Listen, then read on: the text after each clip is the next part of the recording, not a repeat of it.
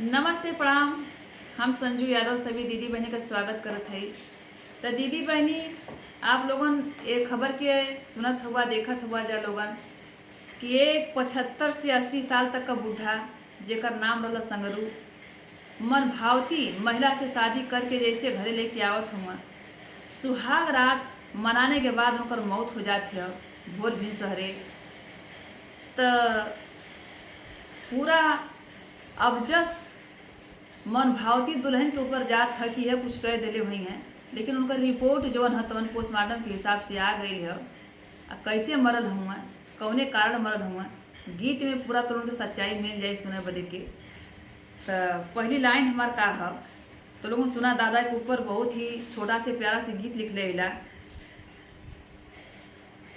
तो से लोगों सुनल जा, फिर कमेंट बॉक्स में जरूर बताइए लोगन।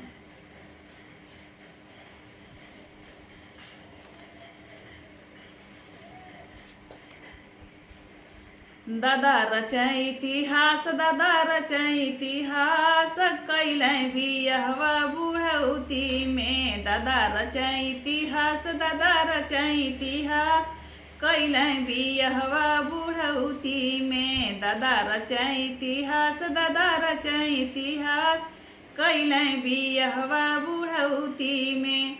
तो दीदी बहनी एक तरफ से इतिहास रचा गल है कि 80 साल 75 से लेके 80 साल का बूढ़ा और 35 साल के महिला से शादी करके जौने दिन लेके आवत हुआ वही दिन उनका अंतकाल हो जात। बतावा गांव जवार हंसत ह, मेहना मारत ह ओ दुल्हनी के, और दुल्हन के ऊपर का बीतत हुई मन भावती के ऊपर। बतावा दादा रचाए इतिहास, दादा रचाए इतिहास, कैलें बियहवा बुढ़ौती में। दादा रचाए इतिहास, दादा रचाए इतिहास, कैलें बियहवा बुढ़ौती में। अरे कैलें बियहवा बुढ़ौती में।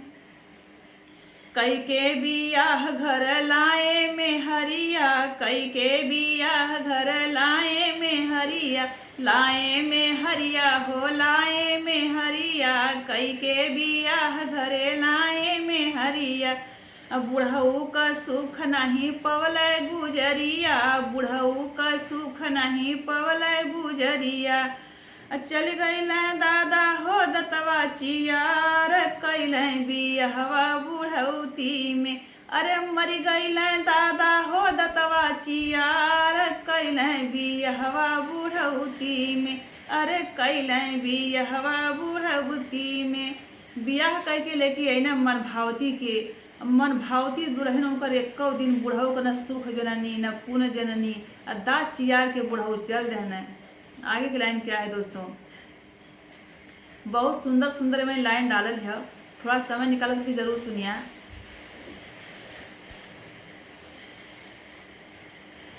बुढ़ऊ का उम्र 75 के पार हो, दादा का उम्र 75 के पार हो, संगरू का उम्र 75 के पार हो। 35 के दुल्हन से कैले हलें प्यार हो, 35 के दुल्हन से कैले हलें प्यार हो। सुहाग रात दिन देहलें दतवा चियार हो, सुहाग रात दिन देहलें दतवा चियार हो।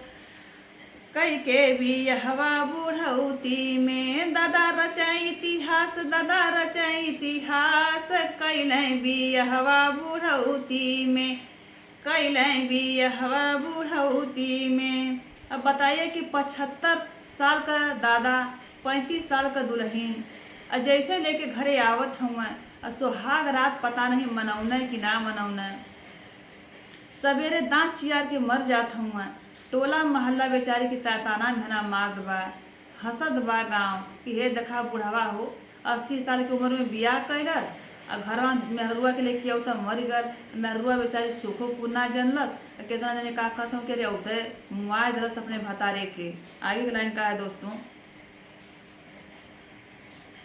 बुढ़ऊ का उम्र 75 के पार हो, दादा का उम्र 75 के पार हो। 35 के दुल्हन से कैले हलें प्यार हो, 35 के दुल्हन से कैले हलें प्यार हो।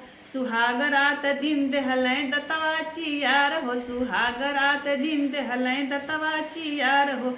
कई के बियहवा बुढ़ौती में, अरे कई के बियहवा बुढ़ौती में। दादा रचाई इतिहास, दादा रचाई इतिहास, कई के बियहवा बुढ़ौती में। दादा रचाई इतिहास, दादा रचाई इतिहास, कई के बियहवा बुढ़ौती में।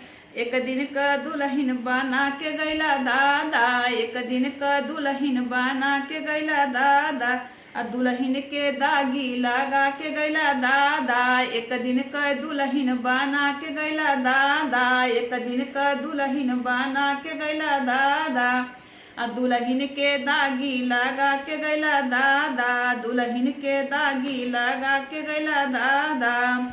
गांव भर से अब बतावा कि एक दिन का दुल्हन बनौला बुढ़ऊ दादा, आ तोहार सुखो पुनाक जननी मन भावती कुमारी, आ गांव भर के मेहरा सूरत बाटन बेचारो। अरे एक दिन का दुल्हन बना के गैला दादा, एक दिन का दुल्हन बना के गैला दादा, एक दिन का दुल्हन बना के गैला दादा, आ देहिया पे दागी लगा के गैला दादा, दुल्हन के दागी लगा के गैला दादा। गांव भर से, अरे गांव भर से देहला ताना माराई, कैला बियहवा बुढ़ौती में, अरे गांव भर से देहला मेहना माराई, कैला बियहवा बुढ़ौती में। टोला मुहल्ला करेला प्रचार हो, टोला मोहल्ला करेला प्रचार हो। देखबा त सोशल मीडिया द्वारा जितना पत्रकार भैया जात हुआ, चार मेहरारू यहाँ तो चार मेहरारू वहाँ तो चार मेहरारू वहाँ, तो क्यों हंसत बा, तो क्यों बिहसत बा, तो क्यों बुढ़ऊ को शिकायत करत बा, तो क्यों कहता कि अरे बहनी बिहौता के खाए की आई लले, बूढ़ो के औते खाए गई, बिहमे खाए गई।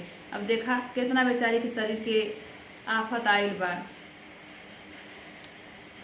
टोला मुहल्ला करेला प्रचार हो, खा गईली अब तई अपन भातार हो। टोला मुहल्ला करेला प्रचार हो, खा गईली अब तई अपन भातार हो। दिलवा में ठेस पहुँचा देहला दादा, अरे दिलवा में ठेस पहुँचवला दादा, कैला बियहवा बुढ़ौती में, अरे दिलवा में ठेस पहुँचवला दादा, कैला बियहवा बुढ़ौती में। दादा रचाई इतिहास, दादा रचाई इतिहास, कैला बियहवा बुढ़ौती में। दादा रचाई इतिहास, दादा रचाई इतिहास, कई के बियहवा बुढ़ौती में।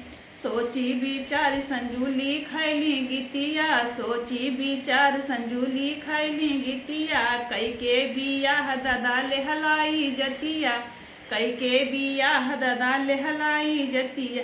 चली गईला दादा हो दतवा चियार, कैला बियहवा बुढ़ौती में।